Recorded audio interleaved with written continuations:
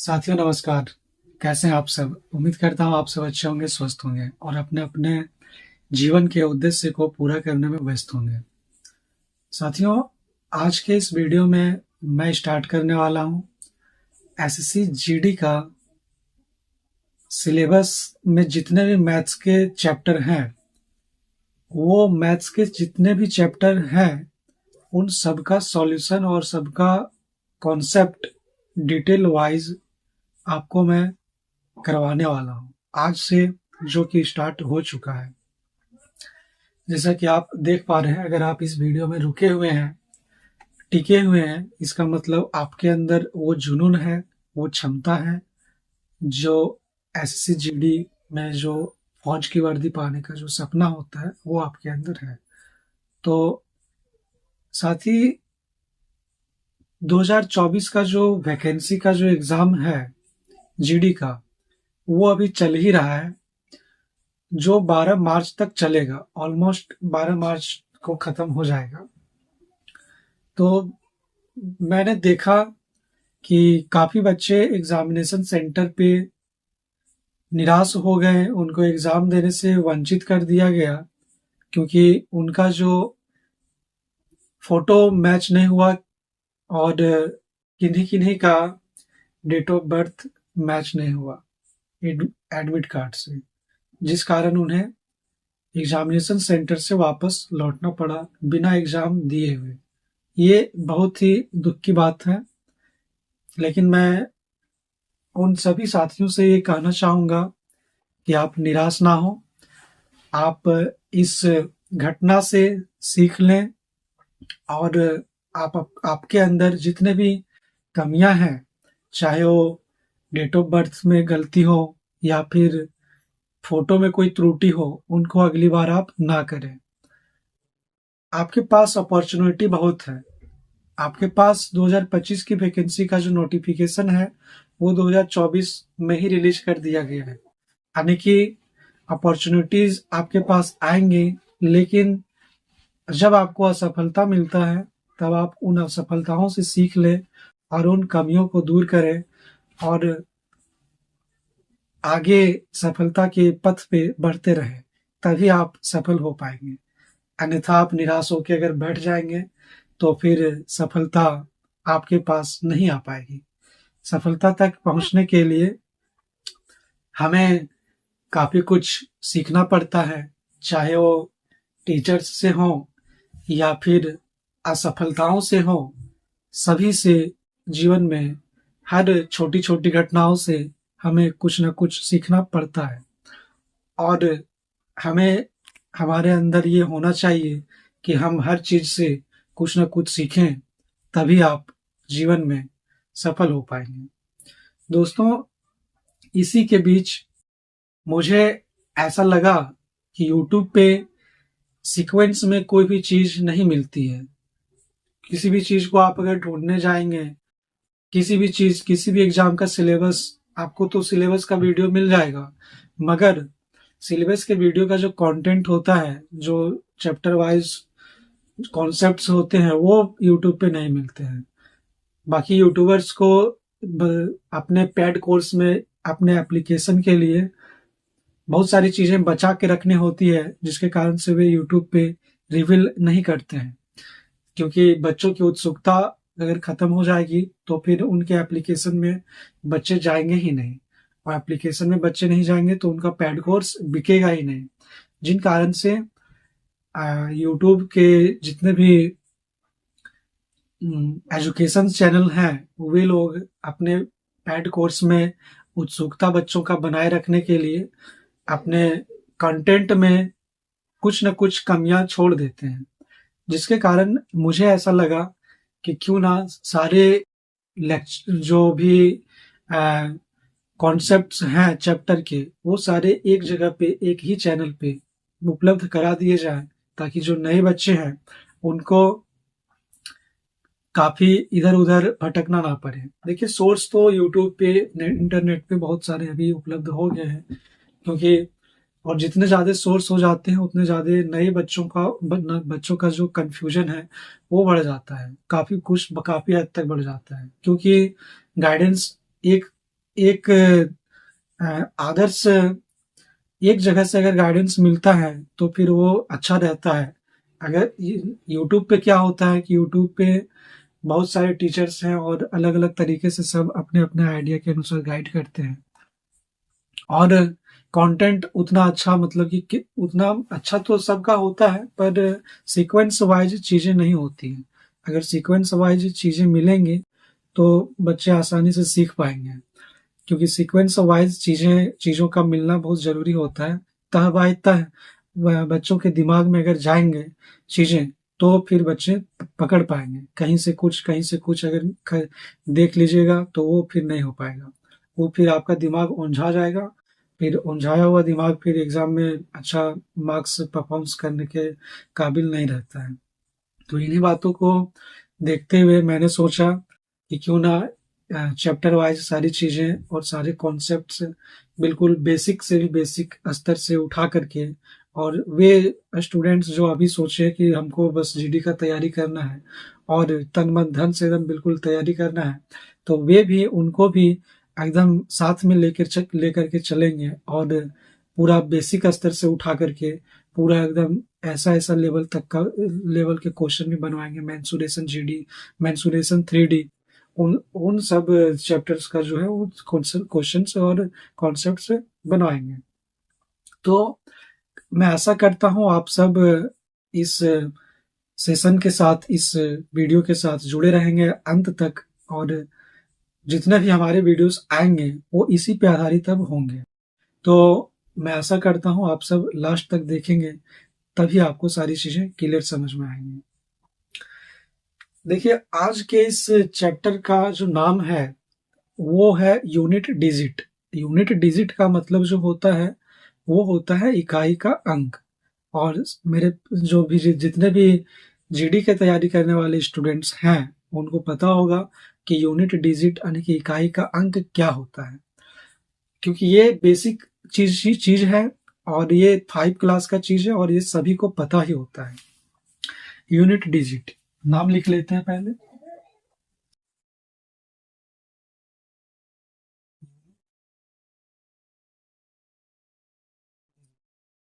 इसका मतलब क्या होता है इकाई का अंक,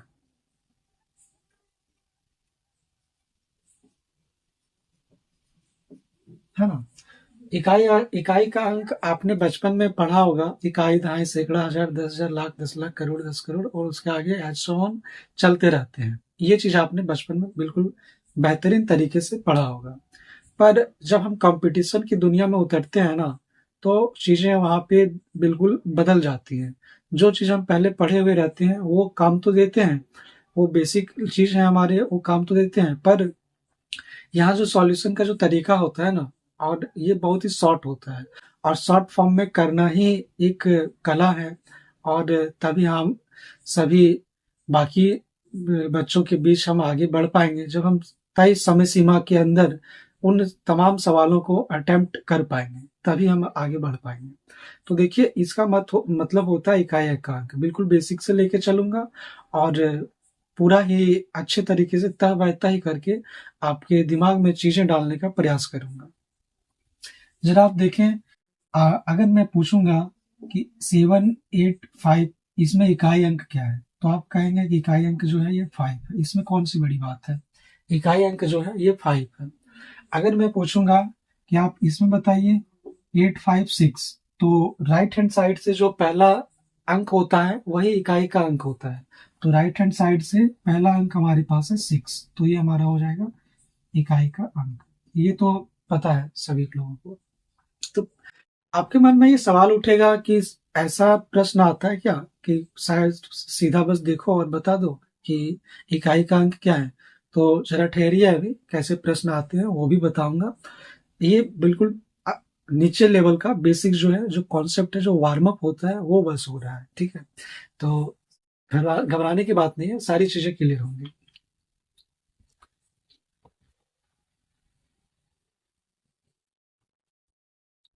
जरा देखते हैं।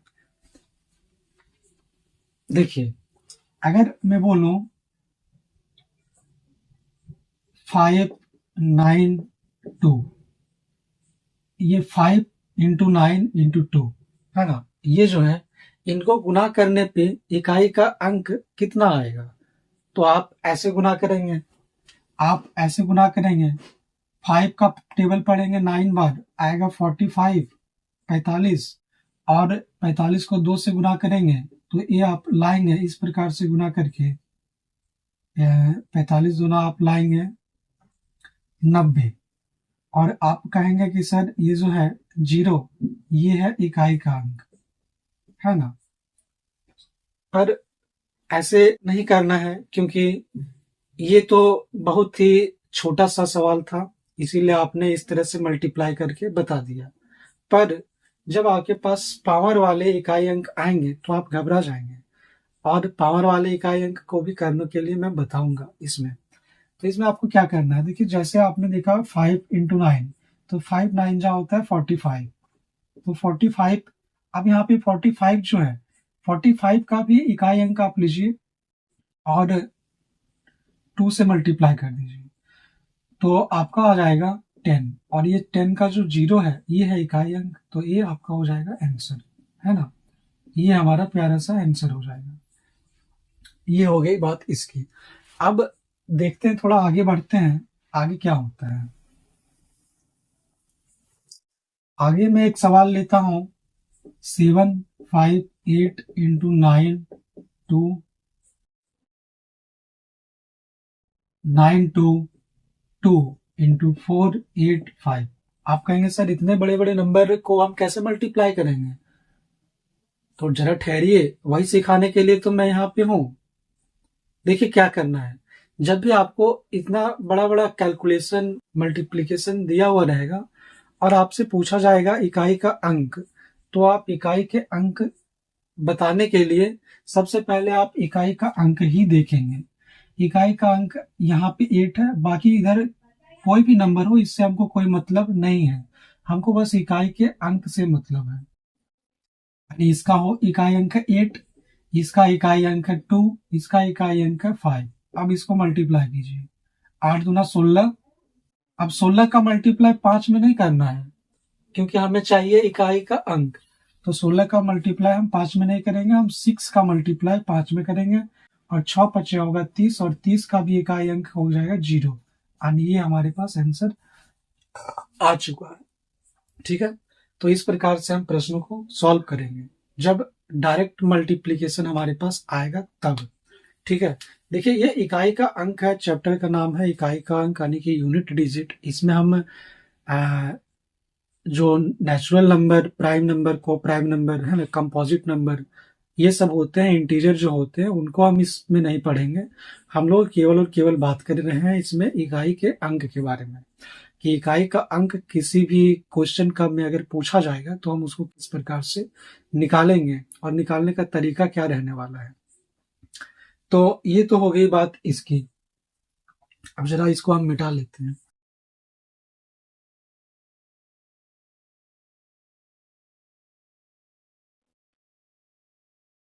अब अगर आपके पास प्लस वाले नंबर भी रहेंगे, जैसे प्लस वाले एडिशन में नंबर अगर रहेंगे, 7875 प्लस 2756 प्लस 275, तो आपको पूछा जाएगा इकाई अंक।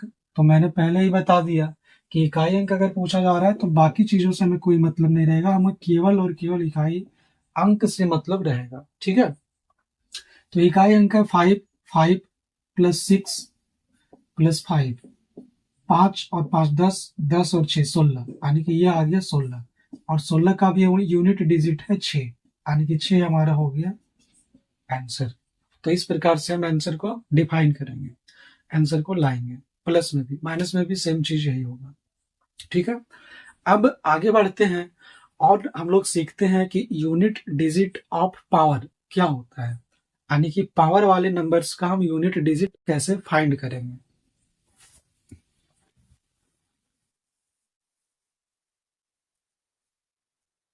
Unit digit of power, star लगा के लिखेंगे, नहीं स्टार नहीं, टॉपिक है यूनिट डिजिट ऑफ पावर। यानी कि पावर वाले नंबर्स का इकाई अंक। देखिए, पावर वाले नंबर्स का इकाई अंक निकालने का तरीका होता है, दो तरीका, रूल नंबर 1 और रूल नंबर 2। तो सबसे पहले आप रूल नंबर 1 लिखेंगे अपने कॉपी में। रूल नंबर 1 ये है, स्टार लगा के आप लिखेंगे। मैं चाहूंगा तो एग्जाम्पल से सारी चीजें क्लियर कर दूंगा, लेकिन जब आपको लंबे समय तक चीजों को याद रखना है ना, तो आपके पास छोटे छोटे शॉर्ट नोट्स होने जरूरी हैं, और वो शॉर्ट नोट्स आपको रिवीजन के टाइम में बहुत काम आते हैं। तो आप शॉर्ट नोट्स बनाइए, और छोटे छोटे शॉर्ट नोट्स आप डेली रिवाइज करते रहिए, क्योंकि जब तक आप डेली रिवाइज नहीं करेंगे तब तक दिमाग के तह तक जाकर के चीजें आपके अंदर नहीं बैठेंगी। तो आप स्टार लगा के लिखेंगे कि जिस किसी भी संख्या का किसी भी संख्या का अंतिम अंक 0156 0156 हो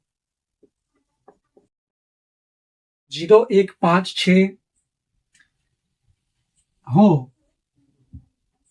तो पावर कुछ भी हो, इकाई अंक क्रमशः 0156 ही होगा। ठीक है, किसी भी संख्या का अंतिम अंक अगर 0156 है, तो चाहे उसका पावर कुछ भी हो, कुछ भी का मतलब कुछ भी, पावर कुछ भी हो, जीरो छोड़ के पावर जीरो नहीं होना चाहिए। Power does not equal to zero, ये जीरो नहीं होना चाहिए। क्यों नहीं होना चाहिए? क्योंकि किसी भी नंबर का, किसी भी संख्या का पावर अगर जीरो होता है तो उसका वैल्यू एक हो जाता है। लिखेंगे आप कि कोई भी संख्या है और इसके सर पे यानी पावर पे अगर जीरो बैठ गया तो इसका वैल्यू एक हो जाएगा। ठीक है, इसका वैल्यू एक हो जाएगा।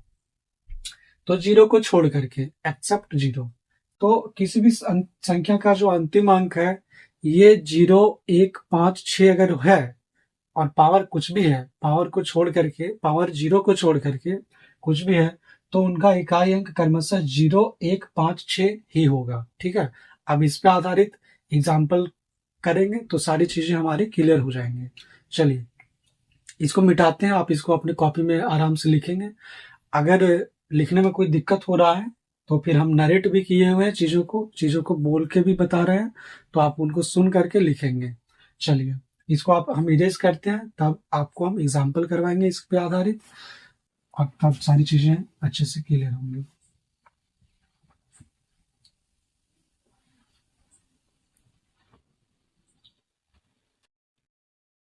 जैसे मैंने एक एग्जाम्पल लिया 235 और इसका पावर है 852। बोलेंगे सर इतनी बड़ी पावर, इतनी बड़ी पावर को हम कैसे कैलकुलेट करेंगे? ठहरिए, अभी मैंने स्टेटमेंट क्या लिखवाया? स्टेटमेंट लिखवाया कि किसी भी संख्या का अंतिम अंक 0156 हो तो उस संख्या का पावर चाहे कुछ भी हो, यूनिट डिजिट एक ही होगा। इस रूल को याद रखना है, यूनिट डिजिट क्या होगा? एक ही होगा। ठीक है, तो देखेंगे ये जो संख्या हमको इधर यूनिट डिजिट निकालना है, तो यूनिट डिजिट में हमको इस सब से कोई मतलब नहीं होगा, हमको केवल चाहिए यूनिट डिजिट। देखेंगे कि ये जो है सर यूनिट डिजिट, ये 5 है, और स्टेटमेंट क्या कहता है कि 0156, अगर कुछ 0156 है ना, 5 है ना, तो 5 का पावर अगर कुछ भी है, तो कुछ भी है 5 का पावर, तो ये हमारा आंसर 5 ही हो जाएगा। क्रमशः आंसर हमारा 0156 ही होता है। अगर लास्ट में जीरो है तो आंसर जीरो होगा, एक है तो आंसर एक होगा, यूनिट डिजिट एक होगा, अगर 5 है तो यूनिट डिजिट 5 होगा, अंतिम अंक अगर 6 है तो यूनिट डिजिट 6 होगा। ये है पहला रूल। इस पे एक और एग्जांपल लेते हैं ताकि चीजें अच्छे से क्लियर हो पाए।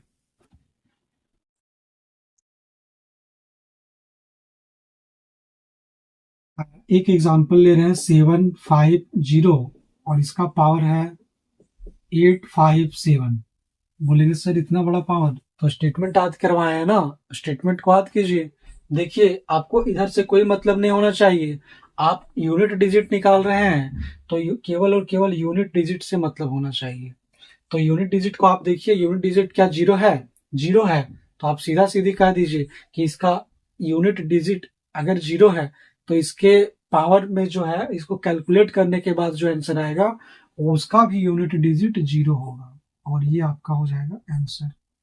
ठीक है, और इसमें एग्जांपल करवा दें 6 वाला। 6 वाला भी ऐसे ही होगा। अब इसके आगे बढ़ते हैं। ये तो हो गया रूल नंबर 1।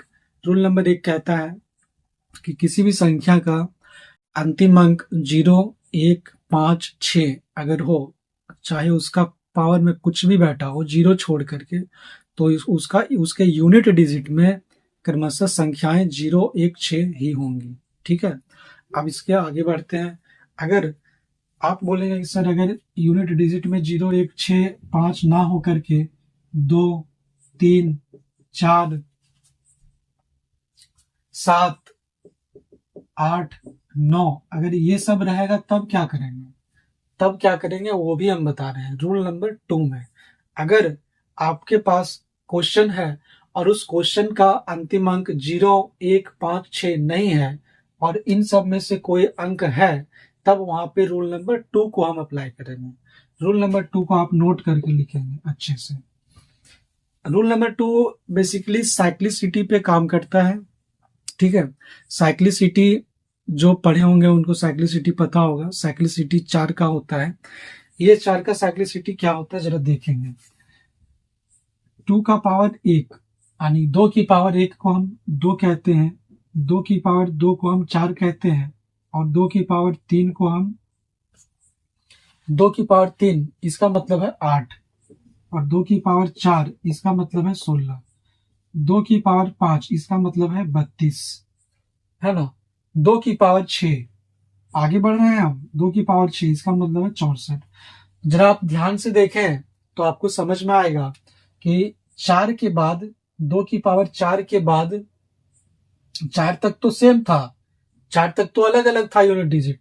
इसका यूनिट डिजिट 2, इसका यूनिट डिजिट 8, 4, इसका यूनिट डिजिट 8, और 2 की पावर 4 का यूनिट डिजिट है 6।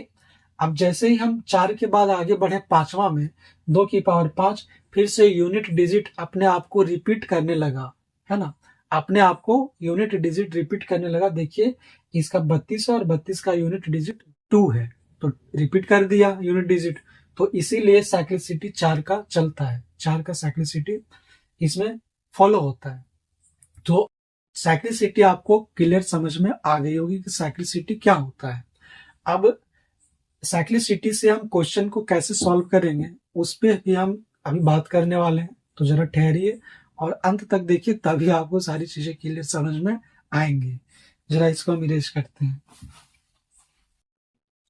और स्टेटमेंट आप लिखेंगे कि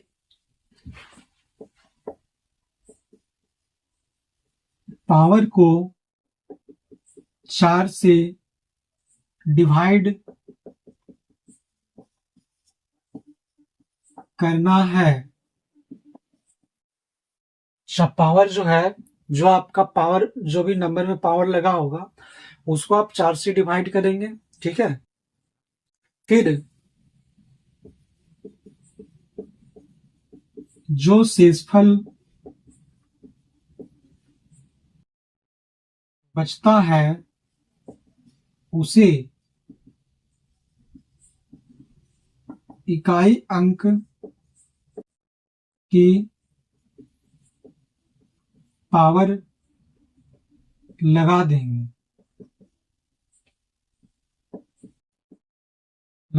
ठीक है। पावर को पहले 4 से डिवाइड करेंगे और पावर को 4 से डिवाइड करने के बाद जो शेषफल रिमाइंडर हमारा बचेगा उसे हम इकाई अंक के पावर में लगा देंगे। ठीक है, और अगर नोट करके लिख लीजिए, अगर शेषफल जीरो बचता है, जीरो हो तब इकाई अंक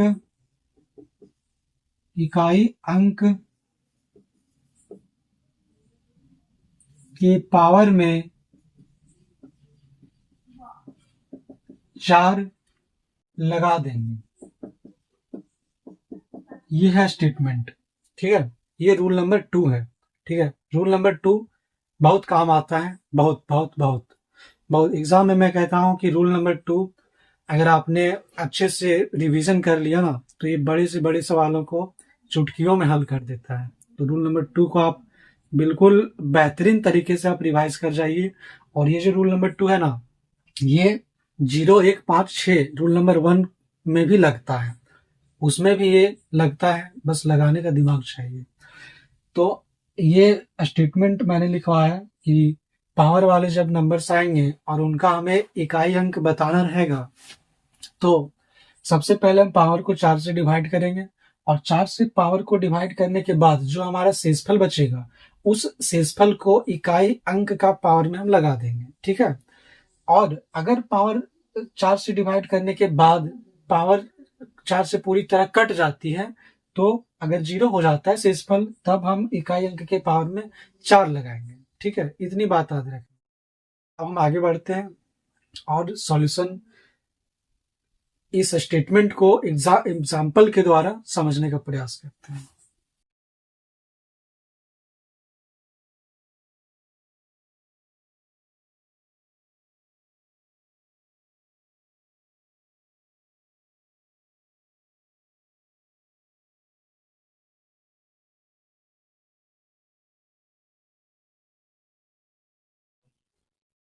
जैसे हमारे पास एक एग्जाम्पल है 697, और इसका पावर हम लगा देते हैं 51, है ना।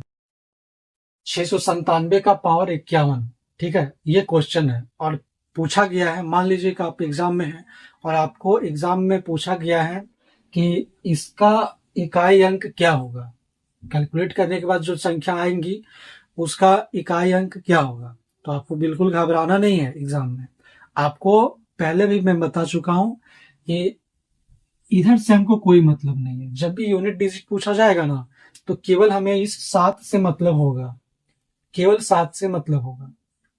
बाकी पीछे कुछ भी है हमें देखना ही नहीं है, क्योंकि हमें पूछा क्या गया है, यूनिट डिजिट। तो हमें केवल और केवल यूनिट डिजिट से ही मतलब होगा। अब पावर आ गया 51, ठीक है। तो मैंने रूल नंबर 2 में लिखवाया कि पावर को 4 से डिवाइड कर देते हैं। पावर को साथ ही 4 से डिवाइड कीजिए, आराम से डिवाइड कीजिए, बिल्कुल बेसिक तरीके से।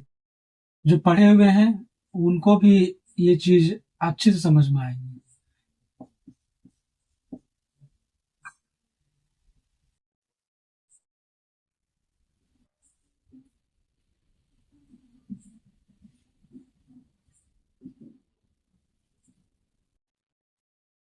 प्यारे बच्चे देखेंगे कि शेषफल जो है हमारे पास,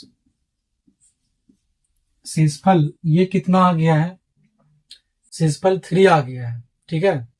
तो जब शेषफल 3 बच गया, तो मैंने स्टेटमेंट में लिखवाया ये बात कि जब जो भी शेषफल हमारा बचेगा उसे हम इकाई अंक के पावर में लगा देंगे। तो देखे यहाँ पे इकाई अंक हमारा 7 है, तो 7 का पावर में हम लगा देंगे 3।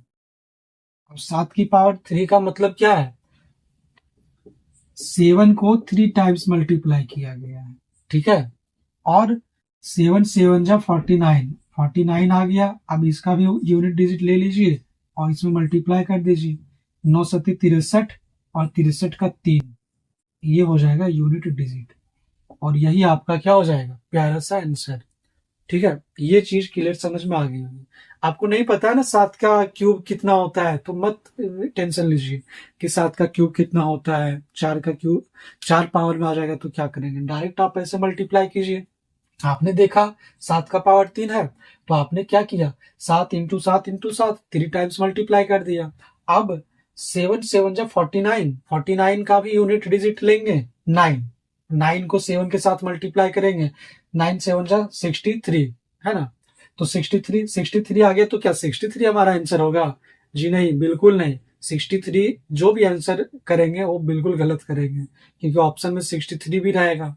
तो 63 हमें क्या पूछा गया? हमें पूछा गया यूनिट डिजिट, और हमें मतलब होना चाहिए केवल और केवल यूनिट डिजिट से। ठीक है, चलिए अब आगे बढ़ते हैं। इस पे आधारित एक और एग्जाम्पल लेते हैं ताकि आपको सारी चीजें अच्छे से क्लियर समझ में आएंगी।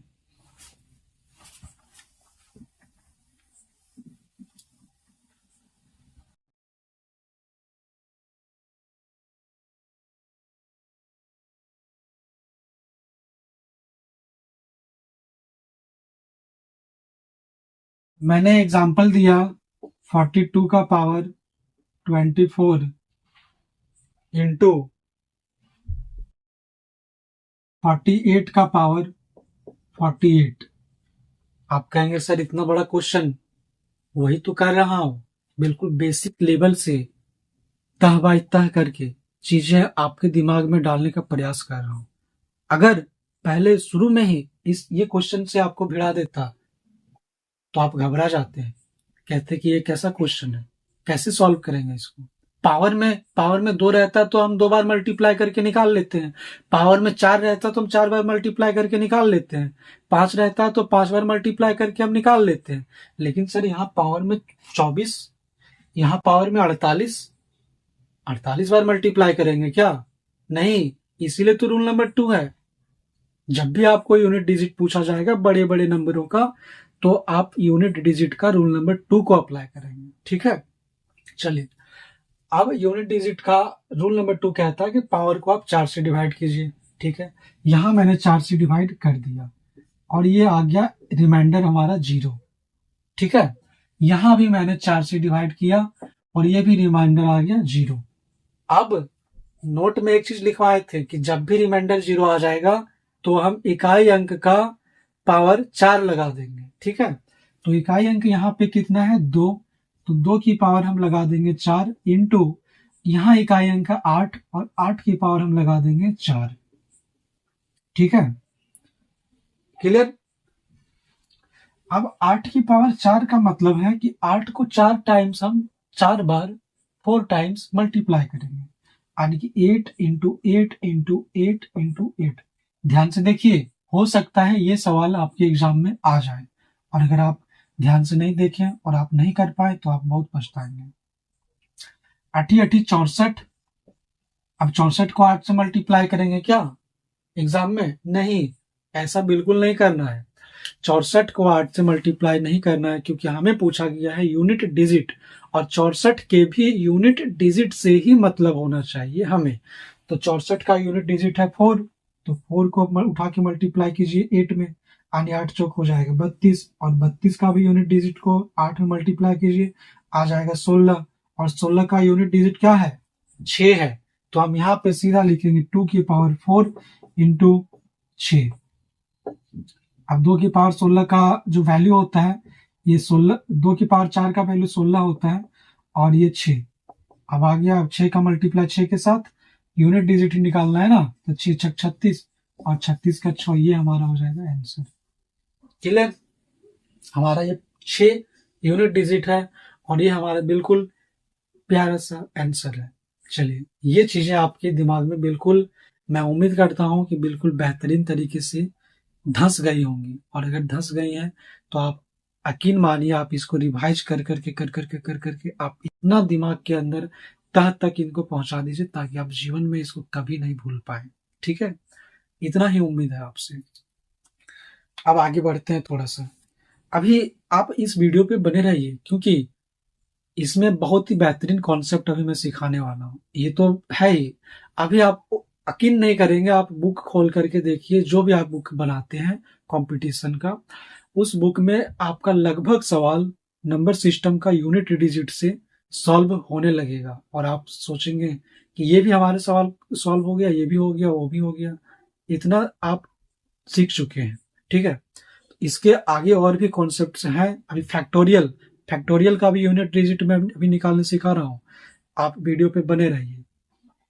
जरा देखिए क्या है, एक चीज और मैं लिखवा देता हूं आप लोगों को कि 9 जो है ना, 9 का पावर अगर इवन आएगा कोई भी इवन नंबर होगा तो इसका यूनिट डिजिट हमेशा 1 होगा। ठीक है, 9 का पावर अगर इवन नंबर होगा तो इसका यूनिट डिजिट हमेशा 1 होगा। और अगर 9 का पावर अगर ऑड नंबर होगा ना तो इसका यूनिट डिजिट 9 ही होगा। क्लियर? ये बात आप याद रखेंगे, छोटी छोटी बातें एग्जाम में बहुत साथ देती है, तो आप इसको याद रखेंगे। 9 का पावर अगर ऑड नंबर है तो आप सीधा इसका यूनिट डिजिट 9 लगा देंगे। अगर आप 9 के पावर में 9 का पावर इवन नंबर है तो आप सीधा इसका यूनिट डिजिट 1 लगा देंगे। चलिए अब आगे बढ़ते हैं और फैक्टोरियल का कॉन्सेप्ट हम लोग पढ़ते हैं कि फैक्टोरियल जो है वो फैक्टोरियल का यूनिट डिजिट हम कैसे फाइंड करेंगे। यूनिट डिजिट ऑफ फैक्टोरियल,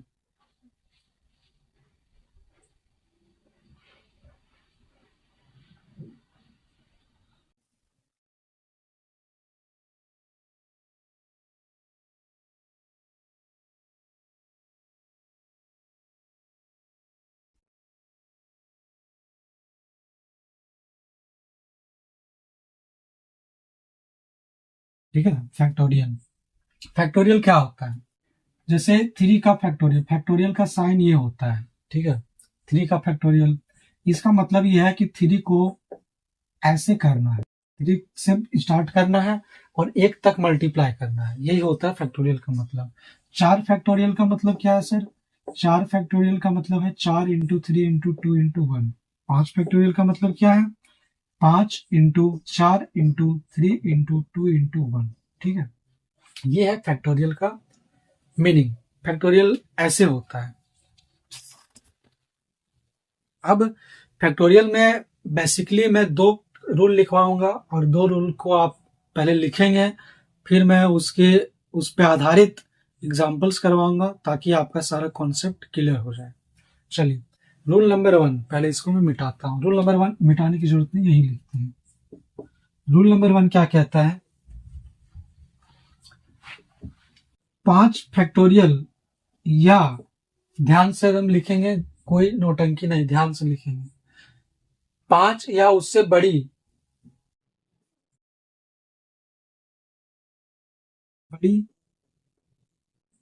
संख्या का फैक्टोरियल, 5 या उससे बड़ी संख्या का फैक्टोरियल का इकाई अंक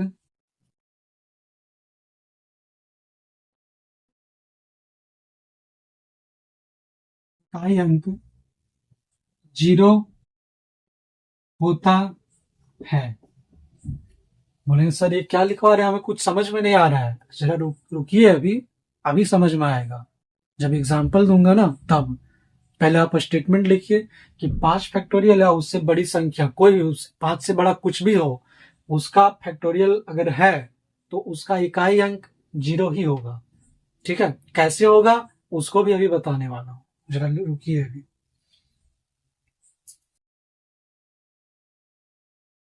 चलिए अब इस स्टेटमेंट को प्रूफ करते हैं। कैसे? देखिए सर, इसका जो मतलब है 3 इंटू 2 ये होगा 6, 4 तिया 12 और 12 दूना 24, यूनिट डिजिट 4, 4 पचे 20, 20 तिया 60 और 60 दूना 120, यूनिट डिजिट हो गया 0। अब जैसे ही 5 फैक्टोरियल पे हम गए ना तो यूनिट डिजिट हमारा आ गया 0। यहाँ पे 2 फैक्टोरियल भी ले लेते हैं, 2 into 1 is equal to 2, unit digit कितना है 2। यहाँ पे एक और लेते हैं, 1 फैक्टोरियल। 1 फैक्टोरियल का तो यूनिट डिजिट 1 ही होगा। तो जरा आप ध्यान से देखें तो सीक्वेंस में जो चीजें चल रही हो तब समझ में आएंगी। 1 फैक्टोरियल का मतलब यूनिट डिजिट 1 है, 2 फैक्टोरियल का यूनिट डिजिट 2 है, 3 फैक्टोरियल का यूनिट डिजिट 6 है और 4 फैक्टोरियल का यूनिट डिजिट 4 है। अब जैसे ही मैंने 5 फैक्टोरियल का यूनिट डिजिट निकाला तो चला गया हमारा 0, क्योंकि 5 देखो एक चीज और है कि 5 और 2 जहां भी आपको दिख जाए ना तो 5 और 2 को जब आप मल्टीप्लाई करेंगे तो आपका 10 आएगा, और 10 यदि 0 आ गया इकाई अंक में तो 0 किसी के साथ भी मल्टीप्लाई होगा वो अपने आप को फिर उसको भी जीरो बना देगा, अपने रंग में ढाल लेगा। तो 5 फैक्टोरियल में हमारा आ गया जीरो। अब जैसे ही आप 6 फैक्टोरियल का यूनिट डिजिट निकालेंगे, उनका भी इकाई अंक आएगा जीरो। 7 का फैक्टोरियल का भी इकाई अंक जीरो, 8 फैक्टोरियल का भी इकाई अंक जीरो, 9 फैक्टोरियल का भी इकाई अंक जीरो। यानी 5 फैक्टोरियल या उससे बड़ी किस संख्या का फैक्टोरियल का इकाई अंक जीरो होता है, ये मैंने इस स्टेटमेंट को प्रूव किया यहाँ पे। ठीक है, अब ये हो गया पहला स्टेटमेंट। दूसरा दूसरा रूल जो है, दूसरा स्टेटमेंट वो क्या कहता है, जरा रुकिए। अगर फैक्टोरियल पावर में चला जाए तब क्या होगा, उस पर भी अभी कॉन्सेप्ट दूंगा और एग्जाम्पल भी दूंगा। फैक्टोरियल अगर पावर में चला जाए तब क्या होगा, जरा देखेंगे।